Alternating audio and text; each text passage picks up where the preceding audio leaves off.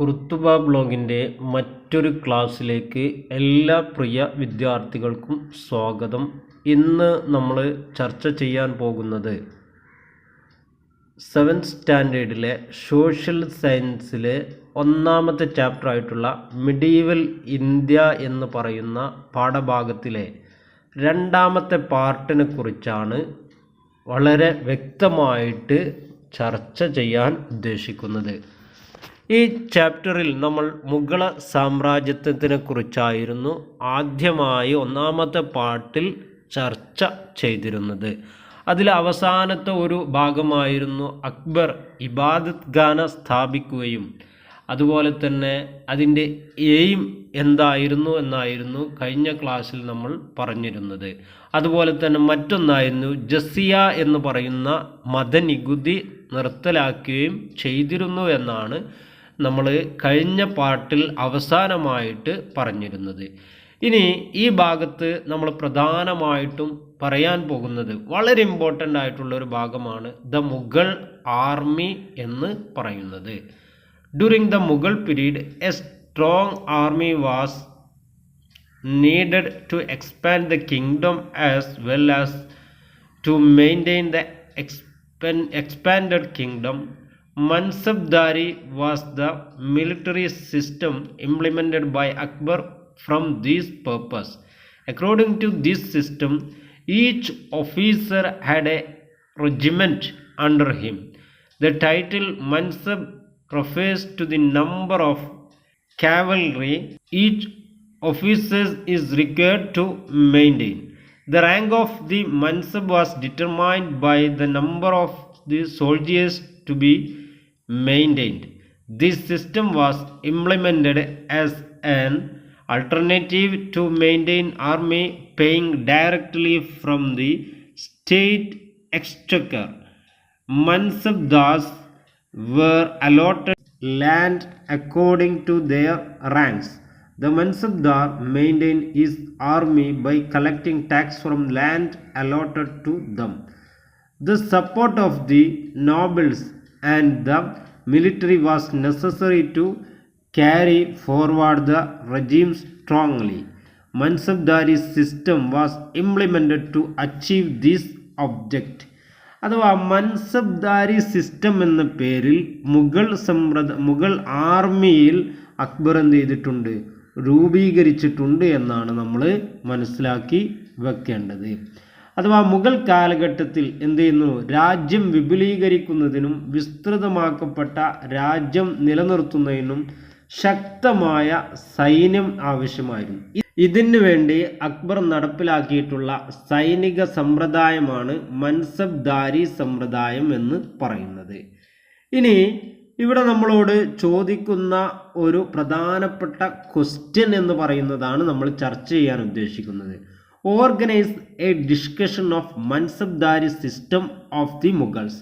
അഥവാ മുഗളന്മാരുടെ കാലഘട്ടത്തിൽ ഉണ്ടായിരുന്ന മൻസബ്ദാരി സിസ്റ്റത്തെക്കുറിച്ച് ഡിസ്കഷൻ ചെയ്യുക, അല്ലെങ്കിൽ നമ്മൾ അതിനെക്കുറിച്ച് വിശകലനം ചെയ്യേണ്ടത് അത്യാവശ്യമാണ്.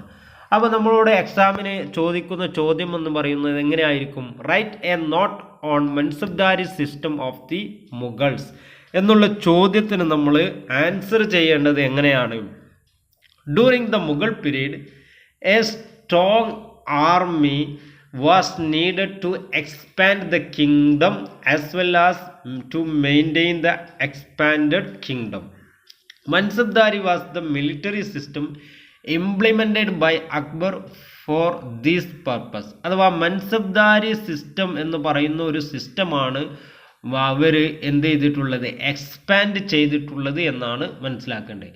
According to this system, each officer had a regiment under him. അഥവാ അദ്ദേഹത്തിൻ്റെ കീഴിലാണ് ഓരോ ഓഫീസർമാരും ഉണ്ടായിരിക്കുക. The title Mansab refers to the number of cavalry each officer is required to maintain. The rank of the Mansab was determined by the number of soldiers to be maintained. This system was implemented as an alternative to maintain army paying directly from the state exchequer. Mansabdars were allotted land according to their ranks. The Mansabdar maintained his army by collecting tax from the land allotted to them. അപ്പോൾ ഇത്രയും കാര്യങ്ങളാണ് നമ്മൾ പ്രധാനമായിട്ടും അവിടെ ഓർത്തു വെക്കേണ്ടത്. അപ്പോൾ നമ്മളോട് ചോദിക്കുകയാണ് മൻസബ്ദാരി സിസ്റ്റത്തെക്കുറിച്ച് എഴുതുക എന്ന് പറയുമ്പോൾ നമ്മൾ എഴുതി വെക്കേണ്ട പ്രധാനപ്പെട്ട ഭാഗമാണ് എന്ന് മനസ്സിലാക്കി വെക്കുക. ഇനി നമ്മൾ അടുത്ത ഒരു ഭാഗത്തേക്ക് പോവുകയാണെങ്കിൽ ഏതാണ്? അടുത്തൊരു ഭാഗമാണ് ദ മുഗൾ അഡ്മിനിസ്ട്രേഷൻ എന്ന് പറയുന്നത്. അഥവാ മുഗൾ സമ്പ്രദായത്തിൽ ഉണ്ടായിട്ടുള്ള അഡ്മിനിസ്ട്രേഷൻ ഭരണ സമ്പ്രദായങ്ങളാണ് നമ്മൾ ഓർത്ത് വെക്കേണ്ടത്. അതിൽ പ്രധാനമായിട്ടും എന്താണ്? മുഗളന്മാരുടെ അഡ്മിനിസ്ട്രേഷൻ സിസ്റ്റം, മുഗൾ കിങ്ഡം എന്ന് പറയുന്നത് 4 പ്രധാനപ്പെട്ട കാറ്റഗറൈസ് ചെയ്തിട്ടുള്ളതാണ് അതിൻ്റെ ഘടന എന്ന് പറയുന്നത്. 1 സുബ, 2 സർക്കാർ, 3 പർഗാന, 4 ഗ്രാമ. ഈ തലത്തിലാണ് എന്ത് ചെയ്യുന്നത്? തരം തിരിച്ചിട്ടുള്ളത് എന്ന് മനസ്സിലാക്കി വെക്കുക. ഇനി ഇതിൻ്റെയൊക്കെ പ്രധാനപ്പെട്ട രാജ്യത്തിൻ്റെ പരമാധികാരിയും സർവ്വസൈന്യാധിപനും നിയമനിർമ്മാണതാവും ആരായിരുന്നു? ചക്രവർത്തിയായിരുന്നു എന്ന് മനസ്സിലാക്കണം. ഇനി പ്രത്യേക കോടതികൾ അക്കാലഘട്ടത്ത് ഉണ്ടായിരുന്നില്ല. പകരം ആരായിരുന്നു? മതപണ്ഡിതന്മാരായുള്ള ഖാസിമാരായിരുന്നു തർക്കങ്ങളിൽ എന്തുണ്ടായിരുന്നത്? അന്വേഷണം നടത്തി തീർപ്പ് കൽപ്പിച്ചിരിക്കുന്നത്. ഇവർ ഈ ഖാസിമാർ എന്ത് ചെയ്യും? തർക്കങ്ങളിൽ തീർപ്പ് കൽപ്പിച്ചത് അല്ലെങ്കിൽ അതിന് അതൃപ്തി ഉണ്ടെങ്കിൽ എന്ത് ചെയ്യാൻ പറ്റും? ജനങ്ങൾക്ക് രാജാവിനെ സമീപിക്കാനുള്ള അവകാശം ഉണ്ടായിരുന്നു എന്നാണ് മനസ്സിലാക്കി വെക്കേണ്ടത്. അപ്പോൾ ഇനി നമ്മളോട് അവിടെ ഒരു പ്രധാനപ്പെട്ട ഒരു ചോദ്യം, write a note the Mughal administration എന്ന് പറയുന്ന ഒരു പ്രധാനപ്പെട്ട ഭാഗം അവിടെ ചോദിക്കാൻ സാധ്യതയുണ്ട്. അപ്പോൾ നമ്മൾ അവിടെ എഴുതേണ്ടത് ഏതാണ്? It was during Akbar's regime in Mughal rule that an administrative order or structure was effectively formed. During the Mughal rule, the country was divided into provinces called Suba for proper administration. Suba was again divided into Sarkar, and the Sarkar were split into a group of villages called Parganas.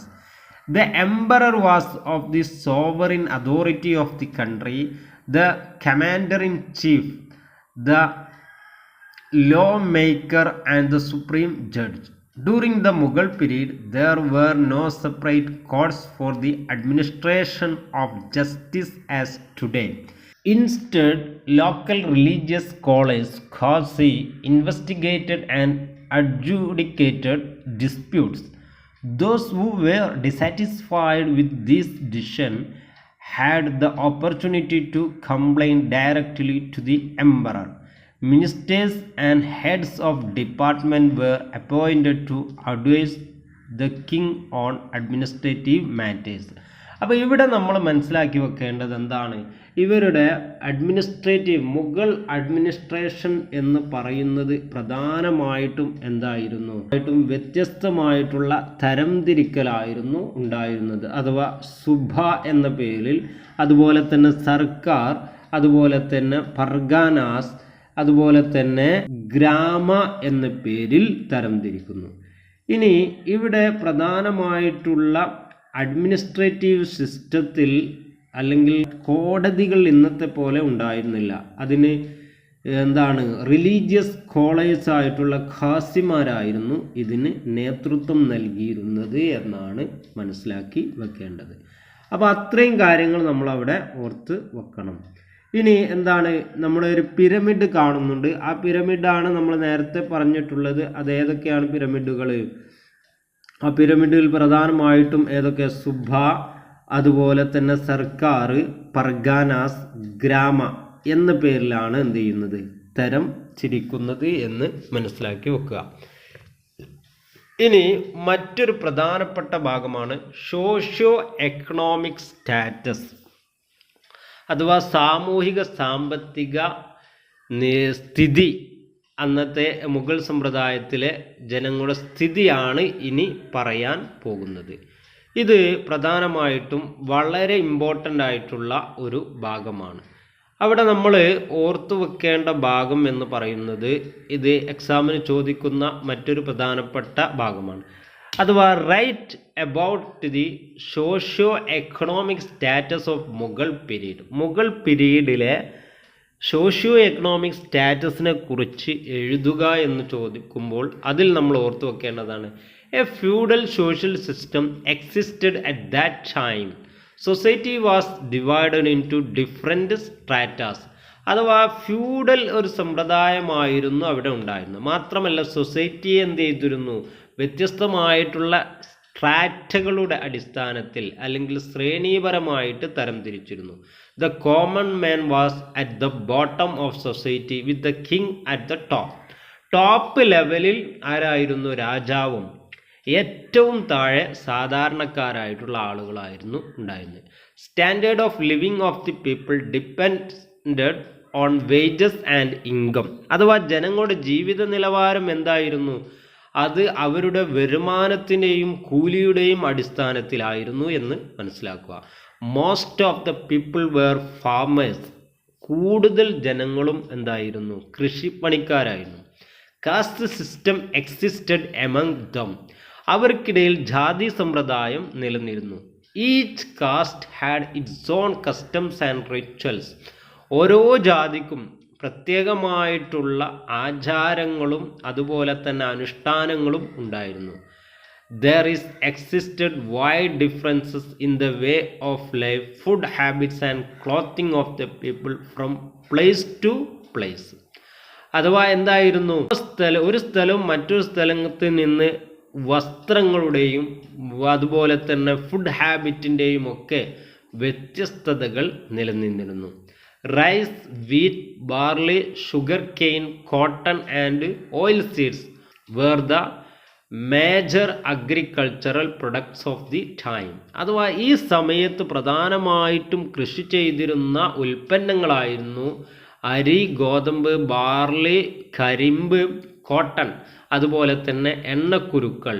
ഇവയൊക്കെ ആയിരുന്നു എന്ത് ചെയ്തിരുന്നത്, അവർ കൃഷി ചെയ്തിരുന്നത്. The use of technology and new tools enriched the agricultural sector during the Mughal period. അഥവാ മുഗൾ പീരീഡിൽ എന്ത് ചെയ്യുന്നു, അവർ പുതിയതായിട്ടുള്ള സാങ്കേതിക വിദ്യകൾ ഉപയോഗിച്ചുള്ള അല്ലെങ്കിൽ പുതിയ ഉപകരണങ്ങൾ എന്ത് ചെയ്തിരുന്നു, അവർ ഉപയോഗിച്ചിരുന്നു. The Persian wheel and canals were widely used for irrigation. അഥവാ ഇറിഗേഷൻ, ജലസേചന സൗകര്യത്തിന് വേണ്ടി അവരെന്ത് ചെയ്യുന്നു, ചക്രങ്ങളും കനാലുകളുമൊക്കെ എന്ത് ചെയ്തിട്ട് ഉപയോഗിച്ചിരുന്നു എന്നാണ് മനസ്സിലാക്കി വെക്കേണ്ടത്. അപ്പോൾ ഇത്രയും കാര്യങ്ങൾ നമ്മൾ ഇവിടെ പ്രധാനമായിട്ടും ഓർത്തു വെക്കേണ്ട ഭാഗങ്ങളാണ് എന്ന് മനസ്സിലാക്കുക. അപ്പോൾ ഇത് നമ്മളോട് ചോദിക്കുന്ന ഒരു പ്രധാനപ്പെട്ട ക്വസ്റ്റ്യൻ ആണ്. ഇനി നമ്മൾ പറയാൻ പോകുന്ന മറ്റൊരു പ്രധാനപ്പെട്ട ഭാഗമാണ് ഈ കാലഘട്ടത്തിലെ പ്രധാനപ്പെട്ട സിറ്റീസുകളെ കുറിച്ചാണ് ഇനി പറയാൻ പോകുന്നത്. അഥവാ ഈ സമയത്ത് എന്താണ്, ഒരുപാട് സിറ്റികൾ എന്ത് ചെയ്തിട്ടുണ്ട്, ഉയർന്നു വന്നിട്ടുണ്ട്. അതിൽ പ്രധാനപ്പെട്ട സിറ്റികളാണ് in this period were Dhaka, Murshidabad, Surat, Lahore and Agra. അപ്പോൾ ഇവ എവിടെയാണ് സ്ഥിതി ചെയ്യുന്നതെന്നാണ് നമ്മളോട് അടുത്തൊരു find out the countries in which these Mughal cities are located now എന്ന് പറയുന്നിടത്ത് ചോദിക്കുന്നത്. അപ്പോൾ നമ്മൾ അവിടെ മനസ്സിലാക്കി വെക്കേണ്ടത് ഏതൊക്കെയാണ്, ധാക്ക നമ്മുടെ പുസ്തകത്തിൽ തന്നിട്ടുണ്ട്, എവിടെയാണ്, ബംഗ്ലാദേശ്. ഇനി മുർഷിദാബാദ് എവിടെയാണ് സ്ഥിതി ചെയ്യുന്നത് എന്നാണ് മനസ്സിലാക്കേണ്ടത്. മുർഷിദാബാദ് എവിടെയാണ്, ഇന്ത്യയിലാണ്. അതുപോലെ തന്നെ ലാഹോർ പാകിസ്ഥാനിലാണ്, സൂറത്ത് ഇന്ത്യയിലാണ്, അതുപോലെ തന്നെ ആഗ്ര ഇന്ത്യയിലാണ്. അപ്പോൾ ഇവിടെ നമ്മൾ പ്രധാനമായിട്ടും എന്താണ് ഓർത്തു വെക്കേണ്ടത്, ഈ ഒരു രാജ്യങ്ങൾ അല്ലെങ്കിൽ ഈ ഒരു പ്രധാനപ്പെട്ട നഗരങ്ങൾ എന്ത് ചെയ്തിട്ടുണ്ട്, ഉയർന്നു വന്നിട്ടുണ്ട് എന്നാണ് മനസ്സിലാക്കി വെക്കേണ്ടത്. ഇനി അവിടെ തന്നെ മറ്റൊരു പ്രധാനപ്പെട്ട ചോദ്യം നമ്മളോട് ചോദിക്കുന്നുണ്ട്. അബുൽ ഫസൽ എന്ന് പറയുന്ന ഹിസ്റ്റോറിയനെ കുറിച്ച് പ്രധാനമായിട്ടും ചോദിക്കുന്നുണ്ട്. ഇദ്ദേഹം Abul Fazal was the most prominent historian during the Mughal era. He was Akbar's advisor and biographer. He is the author of the books of Ain-i Akbari and Akbar Nama. അപ്പോൾ അക്ബർ നാമ എന്ന പേരിലും ഐനി അക്ബർ എന്ന പേരിലും അക്ബറിൻ്റെ ജീവിത ചരിത്രത്തെക്കുറിച്ച് പുസ്തകം എഴുതിയിട്ടുള്ള പ്രധാനപ്പെട്ട അക്ബറിൻ്റെ രാജസദസ്സിലെ പ്രധാനപ്പെട്ട ഒരു ഹിസ്റ്റോറിയനാണ് അബുൽ ഫസൽ എന്ന് പറയുന്നത്. അപ്പോൾ ഇത് നമ്മളോട് പ്രധാനമായിട്ടൊരു വൺ വേർഡ് ആയിട്ട് ചോദിക്കാൻ സാധ്യതയുള്ളൊരു ഭാഗമാണ്. Who is the author of the book Ain-i Akbar and Akbar Nama? അതിൻ്റെ ആൻസർ എന്ന് പറയുന്നത് അബുൽ ഫസലാണ് എന്ന് ഓർത്ത് വെക്കണം. ഇനി മറ്റൊരു പ്രധാനപ്പെട്ട ഭാഗമാണ് ഇനി പറയാൻ പോകുന്നത്. കൾച്ചറൽ ഇൻ്റഗ്രേഷൻ എന്ന് പറയുന്ന ഒരു ഭാഗം കാണാം പുസ്തകത്തിൽ. കൾച്ചറൽ ഇൻ്റഗ്രേഷൻ, അതിൽ നമ്മൾ ഓർത്തു വെക്കേണ്ടത് എന്താണ്? മഹാഭാരതത്തിൻ്റെ ഒരു പിക്ചർ പുസ്തകത്തിൽ കൊടുത്തിട്ടുണ്ട്. അതിൽ പ്രധാനമായിട്ടും എന്താണ്, മുഗൾ കാലഘട്ടത്ത് എന്ത് ചെയ്തിരുന്നു, അത് ട്രാൻസ്ലേറ്റ് ചെയ്തിരുന്നു എന്നാണ് ഓർത്തുക. It translated by ദാരാ Shuko. അപ്പോൾ ആരാണ് ഇത് ട്രാൻസ്ലേറ്റ് ചെയ്തത് എന്നാണ് നമ്മൾ ഓർത്തു വെക്കേണ്ടത്. മുഗൾ ചക്രവർത്തിയായിരുന്ന ഷാജഹാൻ്റെ മകനായിട്ടുള്ള ദാരാ ഷുക്കോ ആണ് എന്ത് ചെയ്യുന്നത്, ഇത് പരിഭാഷപ്പെടുത്തുന്നത് എന്നാണ് മനസ്സിലാക്കി വെക്കേണ്ടത്. The son of Mughal ruler Shah Jahan. This is an example of the Mughal blending with Indian culture. Such blending of culture took place in many regions. അപ്പോൾ ഇവിടെ ഒരുപാട് പ്രധാനപ്പെട്ട പുസ്തകങ്ങളടക്കം എന്ത് ചെയ്യുന്നുണ്ട്, ഇന്ത്യയിൽ മുഗൾമാരുടെ കാലഘട്ടത്തിൽ അതിനെ ട്രാൻസ്ലേഷൻ ചെയ്ത് പഠിക്കുന്നുണ്ട് എന്നാണ് മനസ്സിലാക്കി വെക്കേണ്ടത്. അതിൻ്റെ പ്രധാനപ്പെട്ട ചില ഉദാഹരണങ്ങളാണ് എന്ത്, താജ്മഹൽ, ആഗ്ര കോട്ട, ചെങ്കോട്ട തുടങ്ങിയവ ഇന്ത്യയുടെയും മുഗളന്മാർ ഇവിടേക്ക് കൊണ്ടുവന്ന പേർഷ്യൻ വാസ്തുവിദ്യാശൈലിയുടെയും സമന്വയത്തിന് ഉദാഹരണങ്ങളാണ്. അതുപോലെ തന്നെ പേർഷ്യൻ, ഹിന്ദി ഭാഷകൾ കൂടി ചേർന്ന് പുതിയൊരു ഭാഷയായിട്ടുള്ള ഉറുദു ഭാഷ രൂപപ്പെട്ടതും ഇക്കാലത്ത് ഉണ്ടായിട്ടുള്ളതാണ്. അതുപോലെ തന്നെ ഹിന്ദുസ്ഥാനി സംഗീതം ഉത്ഭവിച്ചതുമൊക്കെ ഈ ഒരു പ്രധാനമായിട്ടുള്ള സാംസ്കാരിക സമന്വയം കൊണ്ടാണ് അഥവാ കൾച്ചറൽ ഇൻ്റഗ്രേഷൻ കൊണ്ടാണ് എന്ന് നമ്മൾ മനസ്സിലാക്കി വെക്കണം. അപ്പോൾ ഇത്രയും കാര്യങ്ങൾ നമ്മൾ അവിടെ ഓർത്തു വെക്കേണ്ടതാണ്. ഇതിൽ പ്രധാനമായിട്ടും നമ്മൾ ഓർത്തു വെക്കേണ്ട ഒരു ഭാഗം എന്ന് പറയുന്നത് നേരത്തെ നമ്മൾ പറഞ്ഞിട്ടുള്ള who translated Mahabharata into Persian during the Mughal era. Dara Shukoh, the son of the Mughal ruler Shah Jahan. അതാണ് അതിൻ്റെ ആൻസർ എന്ന് പറയുന്നത്.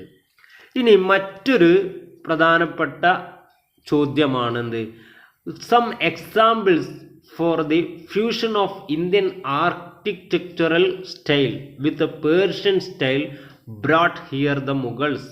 അഥവാ മുഗളന്മാർ കൊണ്ടുവന്നിട്ടുള്ള ആ സമന്വയത്തിന് അല്ലെങ്കിൽ സാംസ്കാരികമായിട്ടുള്ള ഇൻ്റഗ്രേഷന് ഉദാഹരണമായിട്ടുള്ള ചില കാര്യങ്ങളെക്കുറിച്ചാണ് ചോദിക്കുന്നത്. അതിന് ഉദാഹരണമാണ് Taj Mahal, Agra Fort and Red Fort. മറ്റൊരു പ്രധാനപ്പെട്ട ചോദ്യമാണ് എന്താണ്, മിംഗ്ലിങ്ങിലൂടെ അല്ലെങ്കിൽ എന്താണ് the new language formed by the fusion of Persian and Hindi languages. Hindi ലാംഗ്വേജും പേർഷ്യൻ ലാംഗ്വേജും ഉൾക്കൊണ്ടുകൊണ്ട് ഉയർന്നു വന്നിട്ടുള്ള മറ്റൊരു ഭാഷയാണ് ഉറുദു എന്ന് പറയുന്നത്. അപ്പോൾ അത്രയും കാര്യങ്ങൾ നമ്മൾ ഇവിടെ പ്രധാനമായിട്ടും മനസ്സിലാക്കി വെക്കണം. അപ്പോൾ ഇതാണ് നമ്മളെ ഒന്നാമത്തെ ചാപ്റ്ററിലെ മുഗളന്മാരുടെ ഭരണ സമ്പ്രദായം എന്നിടത്ത് ഓർത്തു വെക്കേണ്ട ഭാഗങ്ങളെന്ന് പറയുന്നത്. അപ്പോൾ എല്ലാ വിദ്യാർത്ഥികളും ഈ ഒരു ടോപ്പിക്ക് മനസ്സിലാക്കി വെക്കുക. അടുത്ത ക്ലാസ്സിൽ വിജയനഗര സാമ്രാജ്യത്വത്തെക്കുറിച്ച് പഠിക്കാം. Thanks for all students.